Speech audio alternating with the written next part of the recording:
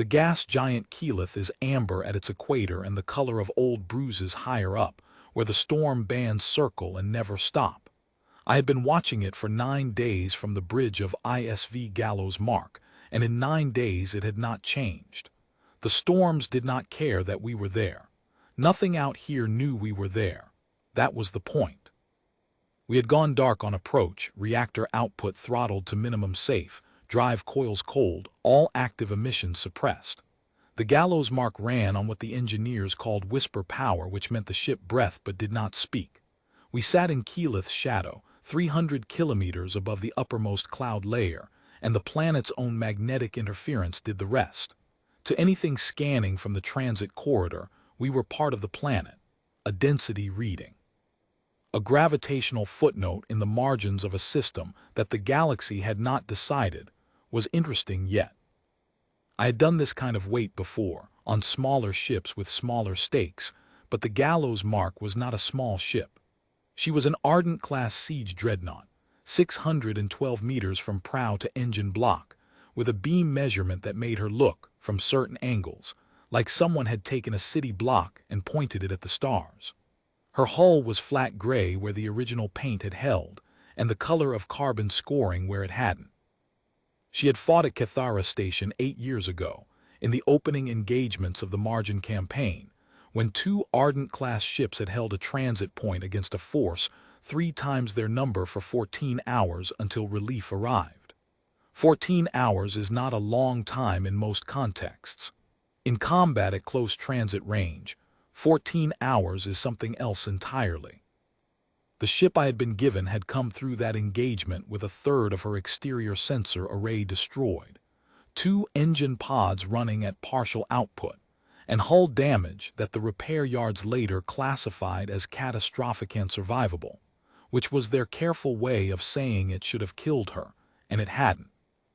She had held the Margin line for 11 months after that. The hull knew it.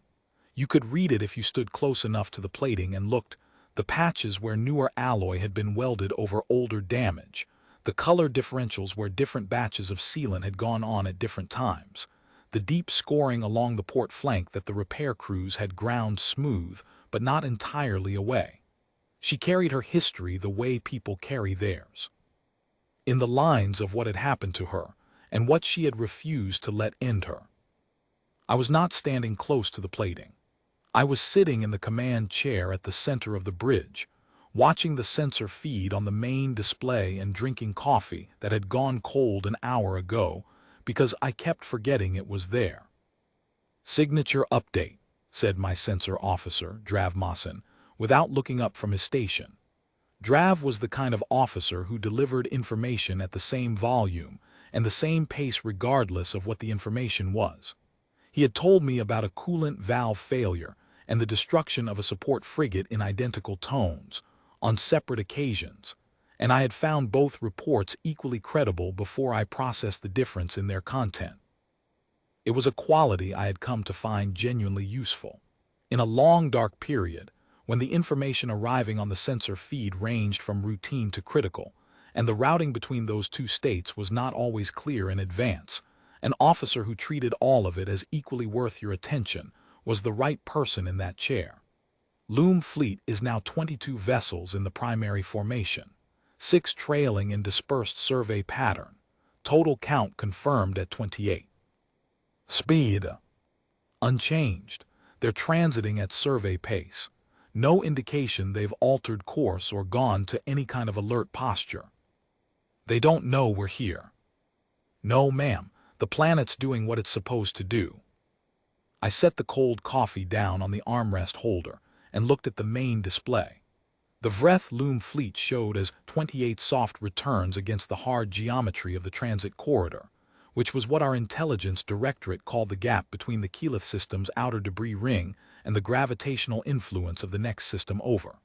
The corridor was 68 million kilometers wide, which sounds large until you are a ship trying to cross alien space without being noticed.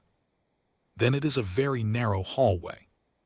The Vreth Loom had been using this corridor for, as far as we could determine, somewhere between 400 and 800 years. They crossed it in survey fleets, which is how the xenographic teams had categorized them, not a military armada, not a trade convoy, but something between and outside both categories. The Loom was a biological civilization in the fullest sense of the term. Their ships were grown, not built. Living hulls, cultivated from a base organism over decades of careful tending, until the organism had developed sufficient mass and structural integrity to carry crew and sustain transit between systems. The hull organisms did not die when the ships were completed. They continued to live during transit, breathing, metabolizing, responding to stimulus the way any large living thing responds to the environment it moves through. They communicated with each other through a low-frequency biological signal, something our instruments could detect but not interpret.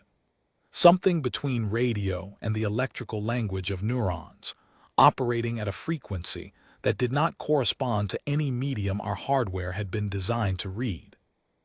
Our xenographic teams called this signal the resonance. They had been studying it for 6 years, ever since the survey probes had first detected the Loom fleet's characteristic biological frequency in this corridor.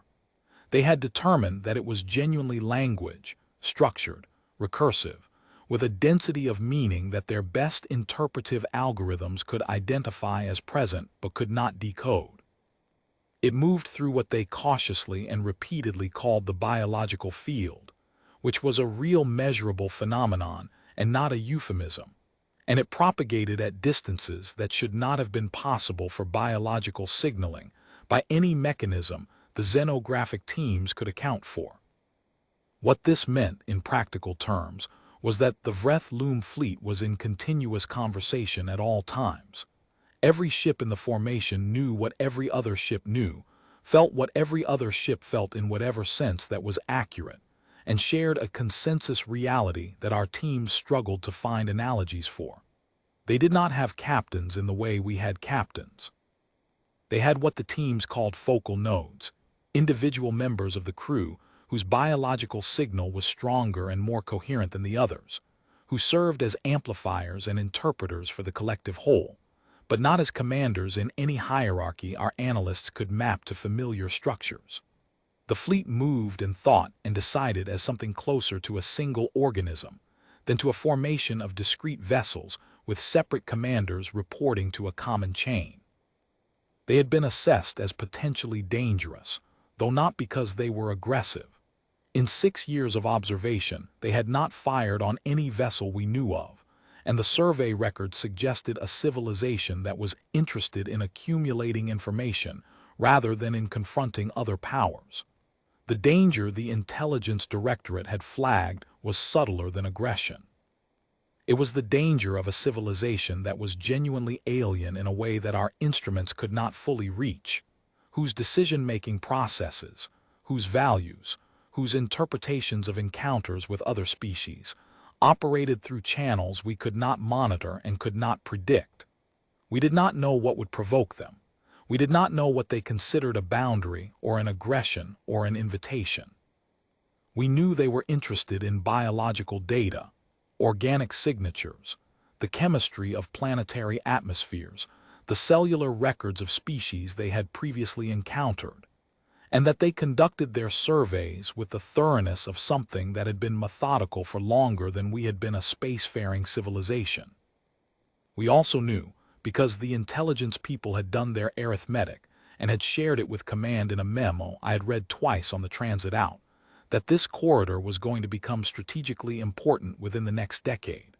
A human colony was being established 2 systems over. Supply lines and patrol routes would cross here. The corridor was efficient, and the Loom had been using it for centuries, and if there was going to be a question about who had claim to what in this space, it was better to establish presence and begin the process of whatever first contact meant for a species like the Loom before the colony ships arrived, and the argument had to happen with civilians in the frame and with less room to maneuver. Command had decided to establish what they called a posture of presence, make ourselves known in the corridor, let whatever consciousness the Loom fleet constituted see what was here before it became a point of dispute. The Gallows Mark had been chosen because, She was the largest hull currently available for the assignment. And because the Intelligence Directorate believed that, in a first contact with a biological civilization that read the universe through resonance and the shared frequency of living things, the most useful thing humanity could send was something that was obviously, unambiguously, undeniably real. A diplomatic courier would have been easy to overlook, easy to file as an anomaly, easy for a collective intelligence to absorb and set aside and continue about its business. The Gallows Mark was not easy to overlook. She was the kind of ship that occupied a censor return with authority. The kind of ship whose existence, once you had detected it, required a response. Not necessarily a hostile response. Just a response. An acknowledgement that what was in front of you was something that had to be reckoned with. 9 days. I had run the weight in 6-hour rotations, keeping the core bridge crew to minimum numbers, letting the rest of the 640 personnel on board maintain their routines as best they could during the dark period. Whisper power limited what the crew could do, no non-essential systems, no training simulations that drew significant power, no equipment testing that produced detectable emissions. The galley ran on reduced heat. The fabrication shops were cold. The gym was permitted, but only with the monitoring systems offline. What the crew had mostly was time. They read.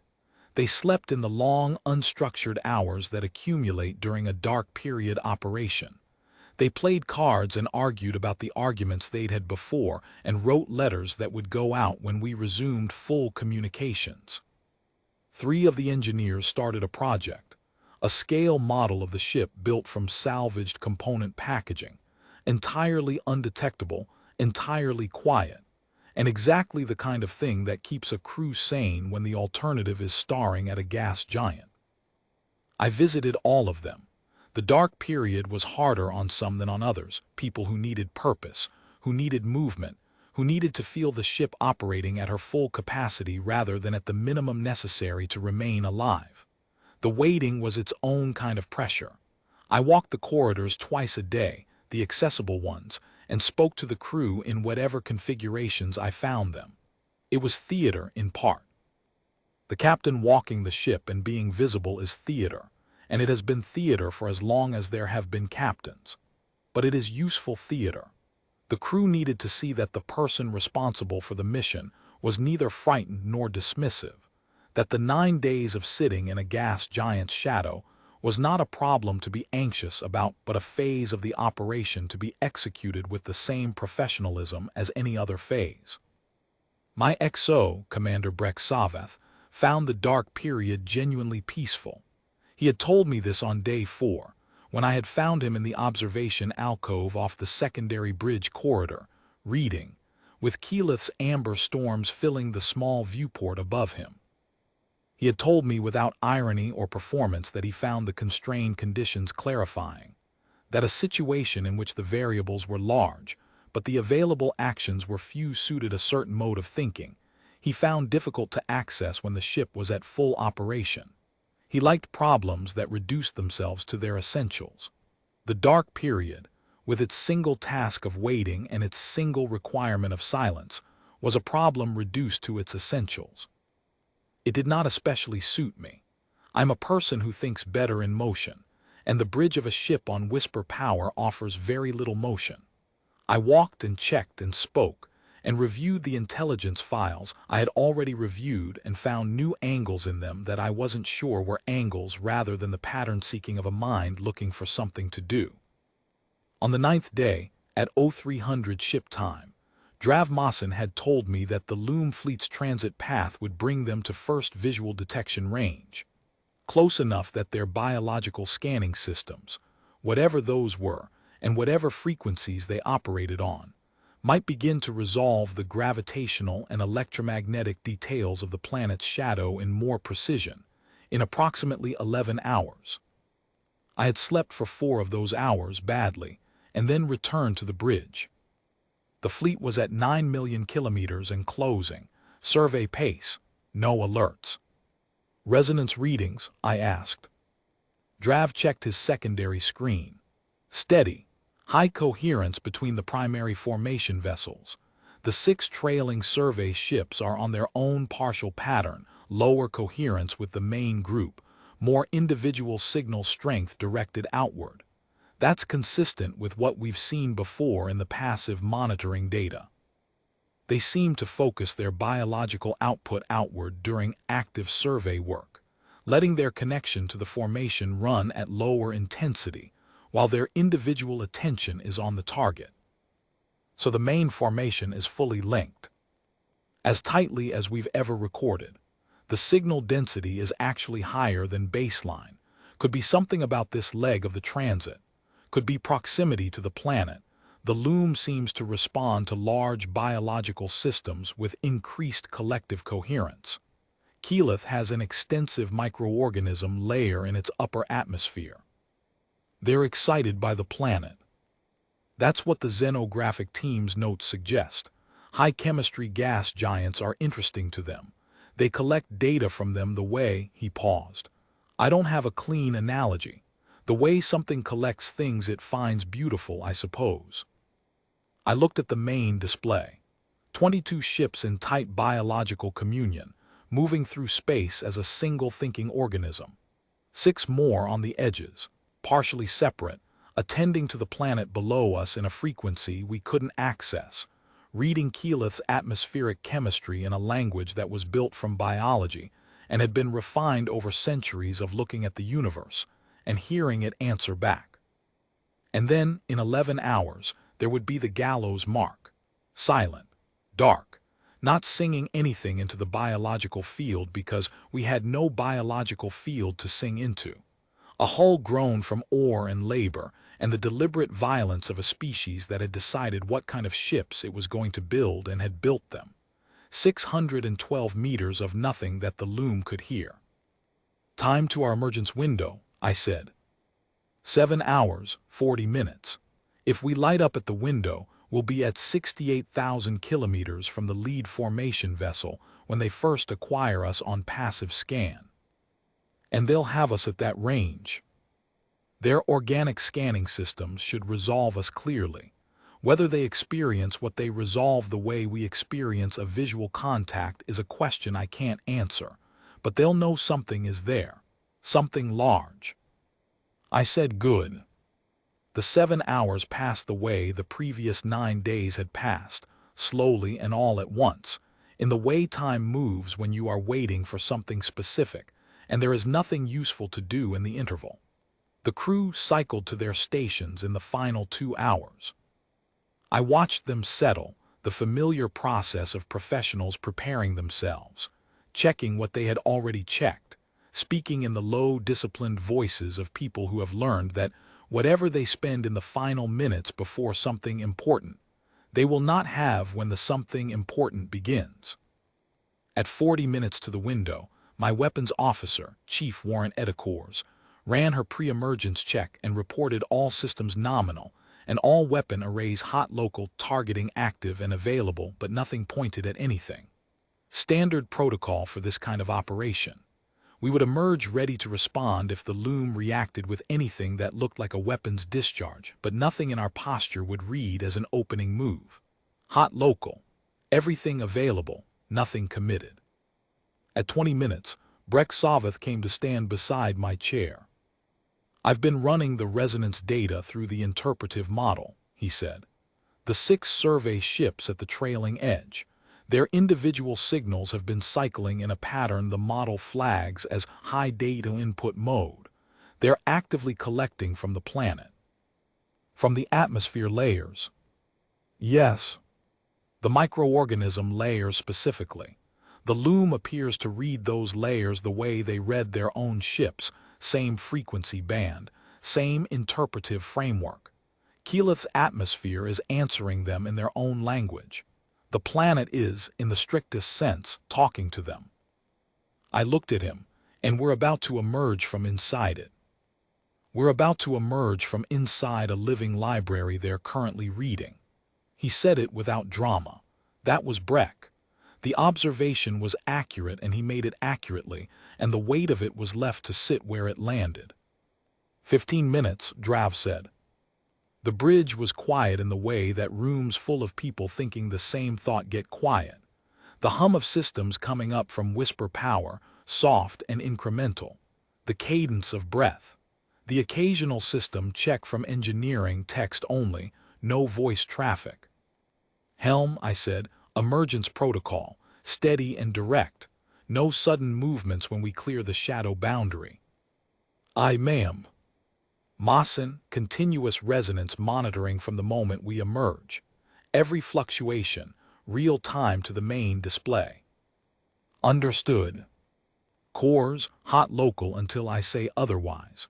If anything in that formation goes active offensive, you have authorization before I finish the sentence. Yes, ma'am. That was the last standing order before the window. After that, there was only the clock. The Gallows Mark lifted out of Keyleth's shadow at 0417 ship time, moving at station-keeping thrust, slow enough that the emergence read as deliberate, and crossed the shadow boundary with all running lights active, all exterior systems at full operation, her drive coils spinning up to the idle frequency that a ship of her size makes when she is holding position. The sound of the coils at idle is something crew members describe differently depending on how long they've served on large hull ships. The engineers say it's mechanical. The long-tenure crew say it's more like the ship breathing at a frequency that happens to match a mechanical process. I had heard it so many times that I no longer separated the two explanations. It was the sound of the ship being fully itself. She was not hiding anymore. The sensor feed updated.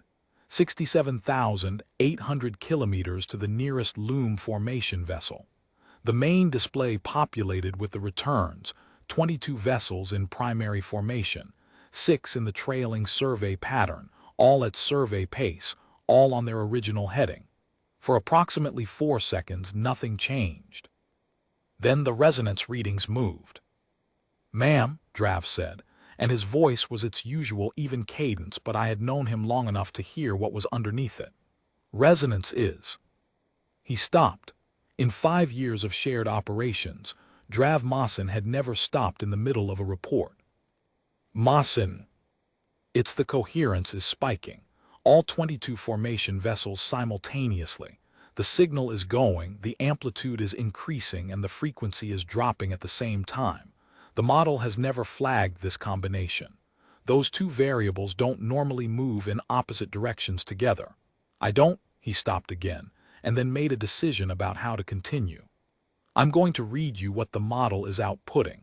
It's giving me the word unknown. That's its label for data combinations it has no training for. The resonance graph on the main display had abandoned its familiar rhythm. The line that had moved, for 9 days, in the gentle cycling pattern of a fleet in continuous conversation, had gone vertical, and then had flattened, and then had gone vertical again, cycling through combinations that represented something happening in the biological field that our instruments could measure in terms of signal amplitude and frequency, but could not begin to interpret in terms of what it meant to the minds producing it. 22 living ships, in the tightest collective coherence Drav had ever recorded from this fleet, encountering something that produced no signal in any frequency, they used to read the universe. Not an unfamiliar signal, not a strange signal, not a weak or damaged signal. Nothing. They're reacting, Breck said quietly beside my chair. I know. We can't tell what they're feeling. I know, watch the formation, any change in heading. No change, Drav said, speed unchanged, course unchanged, but the resonance, the 6 survey ships, their individual signals just went, the model is giving me quiet, they've dropped out of high data mode, they're not scanning the planet anymore. All six, they're attending to the formation. 28 ships in biological conversation with each other, and the conversation had just shifted completely. Keyleth was still there, still turning, still broadcasting whatever it broadcast in the frequencies the loom could hear, still offering the microorganism chemistry that the survey ships had been reading with something that our analysts had cautiously and repeatedly called interest. But the planet had stopped being the most interesting thing in the corridor. The Gallows Mark had stopped being invisible. I sat with that for a moment, not long, because there was too much to watch, but long enough to understand what was happening in the biological field that I could not hear and would never be able to hear. 28 living ships and however many loom mines aboard them had just encountered something that their biology had no frequency for, something that did not resonate, something that did not answer the signal they broadcast continuously and had always received answers to from other ships, from planets, from the atmospheric chemistry of gas giants, from the cellular structures of every organism they had ever scanned. The Gallows Mark produced no signal. She was not alive in any frequency the loom could read. She was matter. She was mass. She was 612 meters of forged and worked and deliberate material that answered every biological inquiry with nothing. Not hostility, not a competing frequency, not a jamming signal that said stay away. Nothing. The silence of something that had never learned to speak in the language of the living because it hadn't needed to. Resonance is diverging, Drav said. He sounded, for the first time I could recall, uncertain about his own instruments. The signal from the three rearmost formation vessels, they're not matching the rest anymore. The coherence between them and the primary group is dropping. It's below threshold now. I think they've broken contact. I think they're no longer in the collective. Are they maneuvering? They're changing vector. He looked up from his screen, which he almost never did during an active contact. They're turning, not toward us, perpendicular to the corridor. They're leaving the formation. The main display confirmed it, 3 soft returns, pulling slowly but unmistakably away from the primary formation, their course changing degree by degree until they were heading for the corridor's edge. Not fleeing at speed. Not in any posture that read as tactical repositioning. They were moving the way something moves when staying where it is has become untenable, and it does not yet know where it needs to go, slowly and without clear destination. What just happened? Breck said quietly. I don't think it's tactical, I said. Then what is it? I had no technical vocabulary for what I was watching. The xenographic teams would spend months on this data and produce precise academic language for it. What I had in the moment was the observation and the inference that the observation allowed. They can't hold consensus, I said. They're reading us in every frequency they use to read everything, and we're not there. We're not giving them anything. And the ones at the edge of the formation, the ones farthest from the collective center, maybe the ones whose individual biology is least anchored to the group signal, they can't stay in it. They have to move away from whatever the gap is. Breck was quiet for a moment. They're not breaking off because we're threatening. No. They're breaking off because we're silent, I said, in the only way they know how to listen. The 3 vessels continued their slow departure. The remaining 25 held formation. The resonance graph cycled through combinations the model kept labeling unknown, occasionally producing fragments it could partially interpret. External appeared twice, proximity appeared once, and then a combination that the model rendered as unresolved, which was not a label any of us had seen from it before. Formation hasn't changed speed, Drav reported. They're not running, they're not advancing, they're holding where they are. 25 living ships, hovering at 67,000 kilometers, with their 3 departed siblings somewhere off to the corridor's left flank. And the Gallows Mark sitting in the position she had emerged into, running lights bright, drive coils at idle, making no particular announcement except the one made by every centimeter of her existence. I thought about the Intelligence Directorate officer who had briefed me before departure. She had been precise and thorough, and she had concluded with something she had called, without embarrassment, a known unknown, which was her vocabulary for things that were certain to matter and impossible to predict. She had said, "The Vreth loom reads life through resonance." They have never encountered anything non-biological that they couldn't either ignore because it was inert, or interpret because it produced some organic signature, bacteria, atmospheric chemistry, the ecology of a living system. What they have never encountered is a piece of organized non-biological material that was also deliberately and intelligently present. A ship, a built thing, something made, not grown. We don't know how they will respond to that. We are working on it. 6 years of working on it had produced an interpretive model that was currently outputting unknown at regular intervals, and a xenographic team that was very good at describing the problem, and not yet good at solving it. We were all working on it right now, in real time, at 67,000 kilometers. Third ship in the secondary group, Drav said. One of the trailing survey ships. It's broken off survey position, moving toward the 3 that departed the main formation. 4 outside the main group now. Yes, ma'am. The resonance graph pulsed with something the model flagged as proximity, its label for a signal component associated with nearness and urgency, something it had been able to identify in prior observations when Loom ships were coordinating a close approach to an object of interest.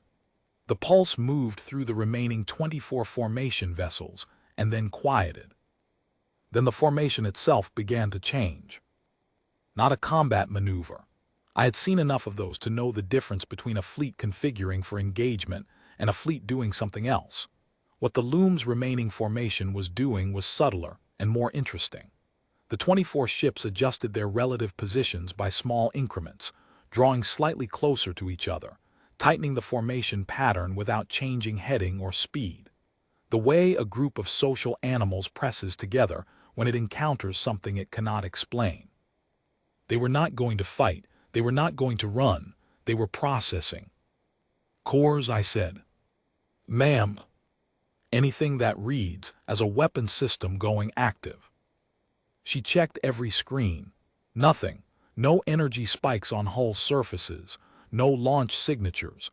No targeting frequency I can identify. No offensive activity of any kind. Hot local stays. Lie.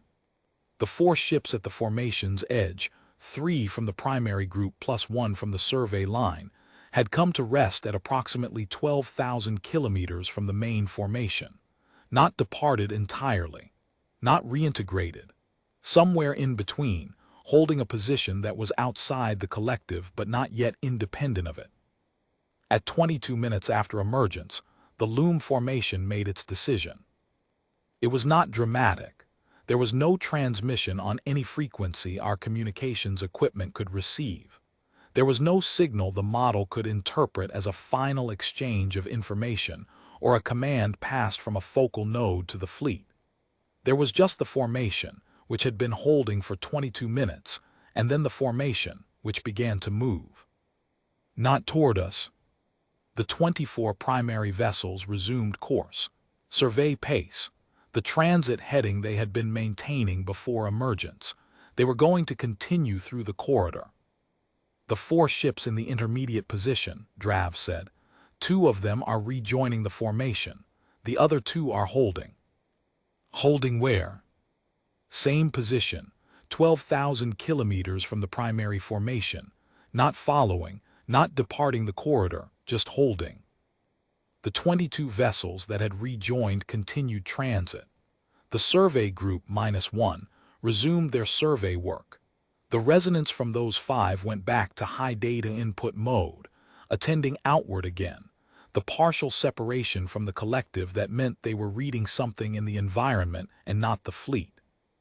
2 ships remained, 12,000 kilometers from the main formation and approximately 55,000 from the Gallows Mark, holding. We held back. This was the only available choice.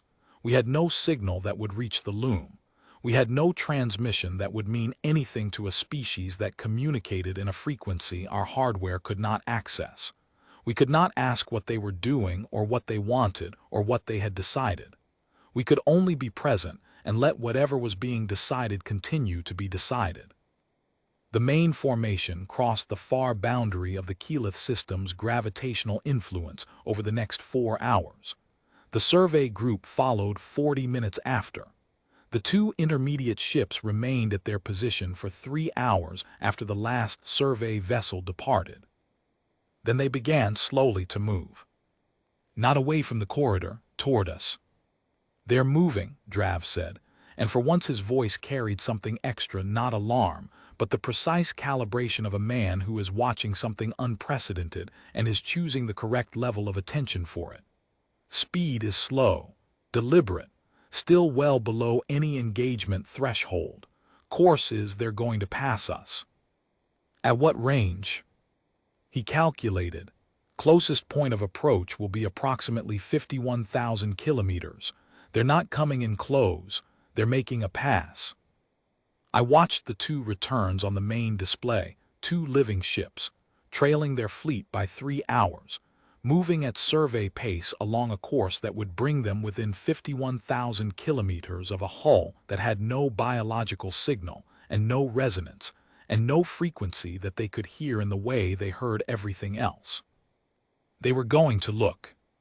Not scan in the way we use the word, not the active emission of a directed signal intended to return data about a specific target. Something more fundamental than that. They were going to come close enough to have us in whatever sense of presence the loom used to apprehend the world around them. Close enough to read whatever could be read at that range in the frequencies they had access to, which would tell them nothing about us in the ways we would understand being told, but which would tell them something about the fact of us.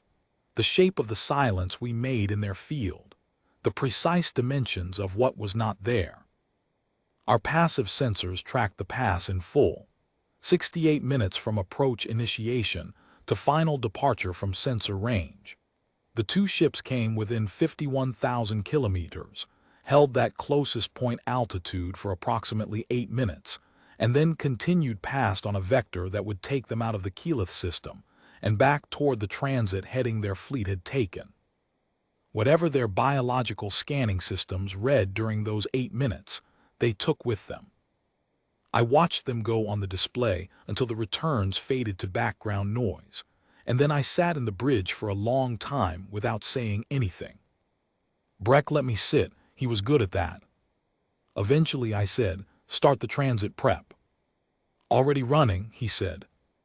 The Gallows Mark came up from whisper power by degrees, the familiar sequence of systems reactivating, each one adding its contribution to the ship's operational sound and heat signature and electromagnetic presence, the ship becoming fully herself again after 9 days of being a ghost. The engineering teams ran their checks. The galley came back online. The fabrication shops. The gym monitors. The communications array re-established contact with the nearest relay buoy and began queuing the 9 days of messages that had accumulated in the buffer. The model building project in Engineering Bay 3 was, by that point, apparently a recognizable representation of the Gallows Mark at approximately 1:400 scale, constructed entirely from packaging material and adhesive salvaged from consumable containers over the course of the dark period. The senior engineer responsible for it put in a formal request to have it mounted in the bay on a permanent bracket. I approved it. I wrote the contact report in sections over the 11-day return transit. The Intelligence Directorate would want all of it, the resonance logs, the formation positions, the departure sequence, the pass parameters. The xenographic teams would want the signal data from the moment of emergence through the point where the final 2 ships dropped off sensors. I gave them everything we had. What I wrote in the summary section was harder to say in the vocabulary of a contact report. At 0700 on the 2nd day of transit, Breck found me in the mess, where I had taken to working because the background sound of a ship at normal operations was easier to think in than the silence of my cabin. He sat down and poured coffee and was quiet for a moment. Then he said, "The 2 that made the pass. What about them?" "I've been thinking about why they stayed when the formation resumed transit. The other 2 went back. Those 2 held for 3 hours and then came to find us. And I think they volunteered," he said. Or whatever the loom equivalent of volunteering is. I think those two ships, whoever the focal nodes were for those hulls, I think they stayed because someone in the collective needed to know, needed to look at the thing in the corridor directly, needed to have something in their record that was more than a formation distance reading. You think they were curious? I think something in them needed to understand what they were dealing with, and the only beginning of understanding was to look at it. Not just know it was there. Look at it. I thought about that. A living ship, with a crew that read the universe in frequencies we could not access, choosing to lag 3 hours behind its fleet and make a slow pass at 51,000 kilometers of a hull that produced no resonance, because something in its biology or its collective decision-making, or the individual judgment of whoever, drove the focal node for that hull needed to witness the silence at closer range. Because even for a species that communicated through biology and had never encountered a hull that didn't answer in kind, there was apparently a difference between knowing something was there and having looked at it, between receiving the data of an encounter and choosing to be present to it directly, at the risk of whatever risk that entailed. I hope they found something useful, I said. I think they'll be back, Breck said. The corridor matters to them. We've just shown them it matters to us too. There will be more transits, more opportunities to read what we are. He was probably right. The colony ships were still 2 years out. The Intelligence Directorate was already planning follow-up presence missions and talking about passive monitoring buoys and drafting frameworks for what they were calling managed contact, the slow, deliberate process of introducing two civilizations to each other in a way that gave both of them enough time to understand what they were dealing with before they had to make decisions about it. Managed contact. As if you could manage the moment when 28 living ships encountered a hull that answered their biology with nothing and their collective fractured along lines they hadn't known were there. I completed the contact report on the 4th day of transit and reviewed it once and sent it to Fleet Command with all attachments. In the summary, I said that the Vreth Loom Fleet had encountered ISV Gallows Mark in the Keyleth Transit Corridor, had held position for 22 minutes, had experienced a partial fragmentation of their biological consensus, resulting in 4 vessels departing the primary formation, and had ultimately resumed their scheduled transit with 2 vessels conducting a deliberate inspection pass at 51,000 kilometers before departing. No aggressive action was observed. No transmissions were received on any monitored frequency. The contact ended with the Loom Fleet continuing its transit and ISV Gallows Mark holding position in the corridor. That was what happened. Everything else was inference. The inference was this: a species that had spent its history reading the universe through shared biological signal had encountered something that produced no signal, and the fact of that silence had done something to their collective that could not be undone. The fracture was real. 4 vessels had broken from a formation whose coherence we had never measured as anything less than complete. The 22-minute hold was real. A fleet that had been transiting at survey pace for what was probably a routine run across a corridor it had crossed hundreds of times had stopped and processed something that its accumulated centuries of survey work had not prepared it for. The inspection pass was real.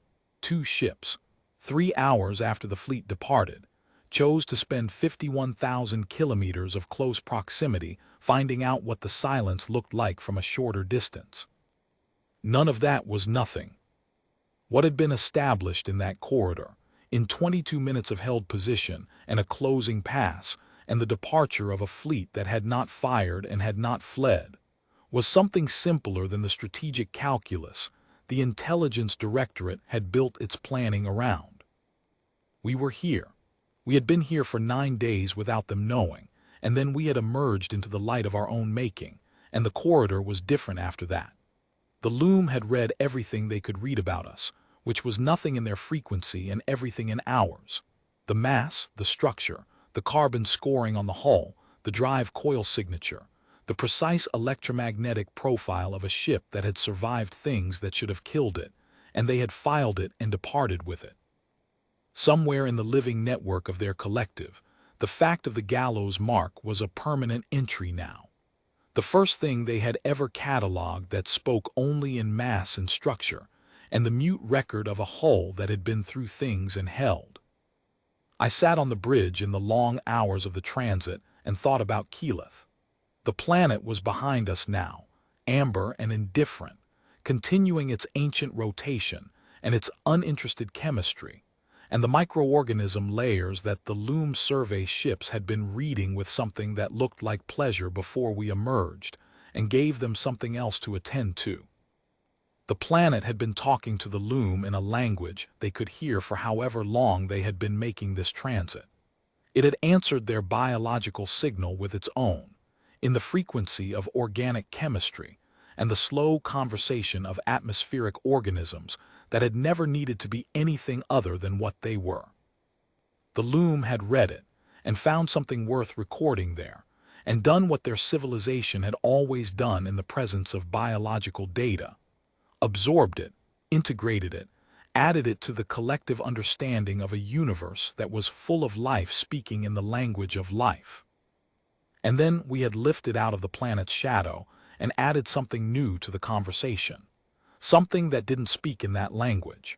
Something that had never needed to, because we had built other languages and they were sufficient for what we had needed to build and do and survive.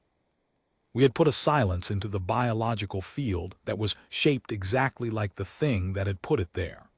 Shaped like 612 meters of history and capability, and the particular qualities of a species that had decided, without the benefit of anyone to ask or any precedent to consult, what kind of ships it was going to send into the dark and why. I didn't know what the Loom had written in their catalog for the Gallows Mark. I didn't know what category they had built for a hull that answered every biological inquiry with nothing. Whether they had filed it as dead matter that behaved like it wasn't, or as a kind of life that operated on principles they had no interpretive framework for, or as something else entirely, something that required a new category rather than a subdivision of existing ones.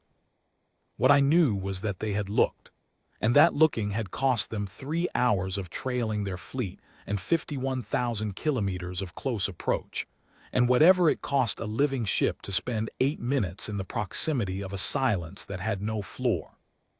That was not nothing. The stars moved past the viewports at transit speed. The ship breathed at full volume around me, all 640 people, and every system they ran, and every noise those systems made.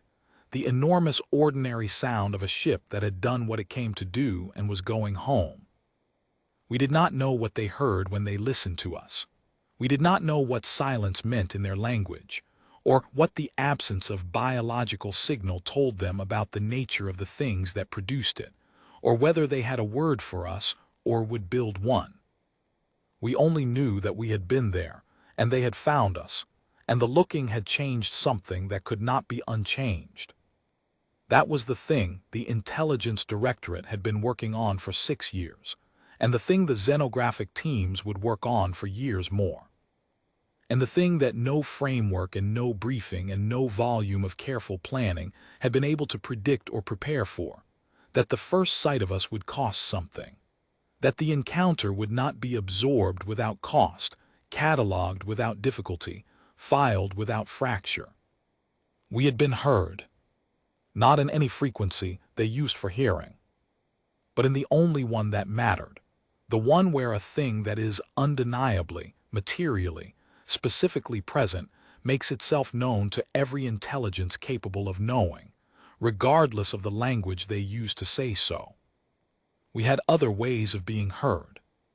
We had always had other ways. We had simply never needed to use them this far from home. The return transit had its own quality.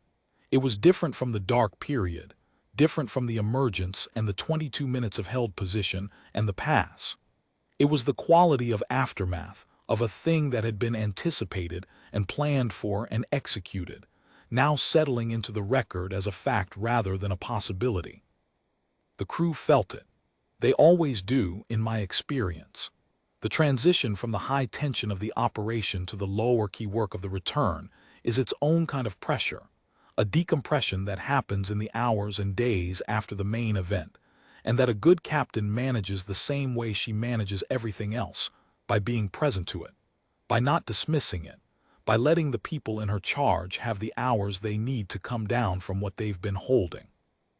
I held 2 ship-wide briefings during the return transit. Not classified sessions.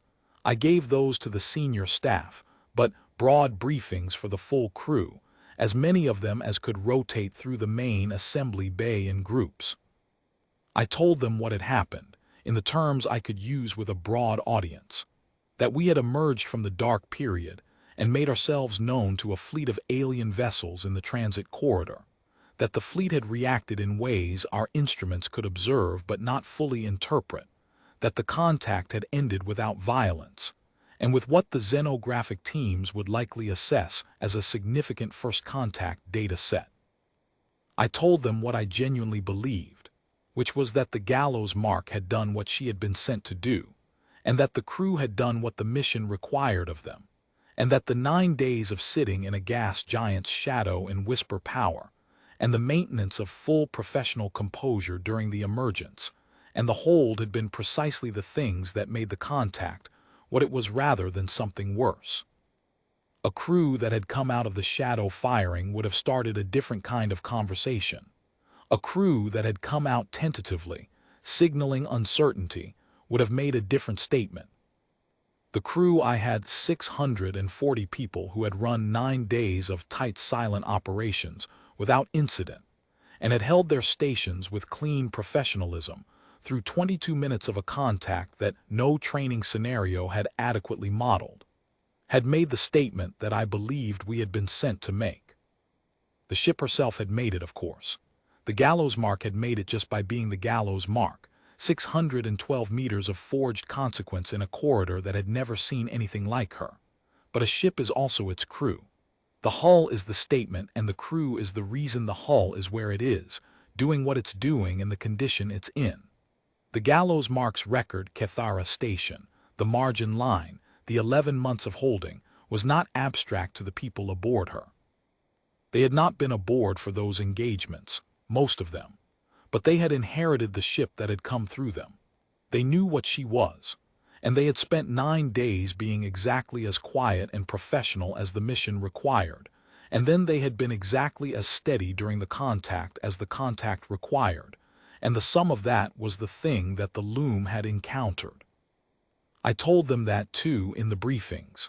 Not at length. It would have sounded like a speech if I'd gone on about it, and speeches are not what a crew needs after an operation, but I told them. Mawson spent the first 3 days of the transit writing what he called a preliminary signal analysis, his own attempt, working with the data from the moment of emergence through the inspection pass, to map what the resonance readings were doing against the interpretive model's outputs and the sequence of events on the main display. He sent it to me on the 4th day, 312 pages of careful technical work, with an executive summary of 4 paragraphs at the front. The summary said, in his characteristic even language, the signal data from the 22-minute hold period represents the largest recorded deviation from baseline loom collective coherence in the 6 years of passive monitoring in this corridor. The departure of 4 vessels from the primary formation appears correlated with a breakdown of biological consensus at the individual level, possibly indicating that the biological field required to maintain collective coherence could not compensate for the absence of resonance signal from the Gallows Mark within the field's effective range. The inspection pass data represents a deliberate approach by 2 vessels of unknown internal status. Whether they maintained connection to the broader collective or had fully separated is not determinable from available signal data, and the passive reading during the 8-minute closest point interval produced the most granular signal record of loom scanning behavior in the existing data set. His personal observation, appended at the end of the summary, read, The model's repeated output of unknown for the emergence period signal combinations should not be interpreted as a failure of the interpretive system. It is an accurate representation of the data. The Vreth loom signal during the emergence and hold period was genuinely novel, not unfamiliar in the way of signals from a frequency range we hadn't fully cataloged, but novel in the sense of representing a collective biological system encountering something that its entire operational history had not prepared it for, and generating a signal in response that had no precedent in 6 years of observation. The model called it correctly. We have a new category. I read that 3 times. A xenographic interpretive model that had been trained on 6 years of passive observation of the Vreth loom in this corridor had, on the day we emerged from Keyleth's shadow, produced its first new category in 6 years of operation. Unknown. First use, 0417, emergence day. We had given a model that read biological signal, something to add to its own catalog. The xenographic teams back at Fleet Command were going to be very interested in those 312 pages. The signal data from the 8-minute closest point interval alone was going to produce years of work. What the 2 ships had been reading during that pass, what the loom's biological scanning systems were capable of reading at 51,000 kilometers of a hull with no biological response. All of it was in those 8 minutes of passive monitoring, compressed into a signal record that Drav had captured with the full fidelity of the Gallows Mark's listening arrays. We had not sent them a signal. We had been their signal. The thing they had scanned and read and filed was us, the full material reality of us, and the data they had taken back to whatever archive the loom maintained for the universe it had spent centuries cataloging, was everything that a biological scanning system could extract from 612 meters of forged and worked and deliberately present human ship. I hoped it was sufficient for a meaningful entry. I hoped their archive had a category that could hold it, or that the process of building a new one would be the kind of work that occupied them usefully and drew them back to the corridor with more questions than they had arrived with. I hoped, more simply, that the 2 ships that had made the pass had found something worth the 3 hours they had spent waiting and the 8 minutes they had spent close enough to read. On the 6th day of transit, my communications officer routed me a message from the Intelligence Directorate, a short one, response time suggesting they had stayed up to process the preliminary data I had transmitted, that said, in full, initial signal analysis confirms deviation from all prior baseline measurements. Xenographic review team convening. Priority designation has been upgraded. Well done, Gallows Mark. Fleet Command had also sent a message. It was from the Admiral who had assigned me to this mission, and it said nothing about the contact data or the strategic implications or the follow-up mission planning that was already clearly in motion. It said, "Your report indicates the Mark held position for 22 minutes while the loom fleet processed the contact. Confirm this was maintained without incident." I confirmed it. 22 minutes full position, no incident. The Admiral's reply, "Good. That's the longest part of most first contacts. The waiting, you did it correctly."